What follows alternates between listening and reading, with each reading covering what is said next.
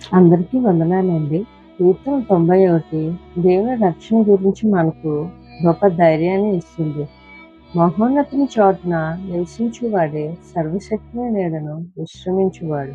అంటే దేవుని సన్నిధిలో ఉండేవారికి నిజమైన భద్రత ఉంటుంది. మన జీవితంలో ఎన్నో సమస్యలు వస్తాయి.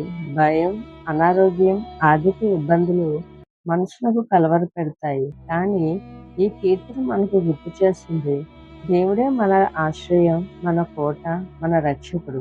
రాత్రి భయమునకు, పగటి ప్రమాదమునకు, చీకట్లో సంచరించే తెగులుకైనను మనం భయపడనవసరం లేదు. ఎందుకంటే దేవుడు తన దూతలను పంపి మనలో కాపాడుతాడు. మనము దేవుని మీద నమ్మకం ఉంచినప్పుడు ఆయన కష్టకాలంలో మనతో ఉంటాడు. ఆయన మనలను విడిచిపెట్టడు, నిరాశపరచడు. కాబట్టి ఈరోజు గుర్తుంచుకోండి, పరిస్థితులను కాదు, పరలోక దేవుణ్ణి చూడండి. భయాన్ని కాదు, దేవుని యందు విశ్వాసం పెంచుకోండి. దేవుని నీడలో ఉన్నవారికి నిజమైన శాంతి, నిజమైన రక్షణ, నిజమైన ఆశీర్వాదం ఉంటుంది. దేవుడి ఈ వాక్యం మీ వినికిడిలో ఫలింపజేయునుగాక. ఆమేన్.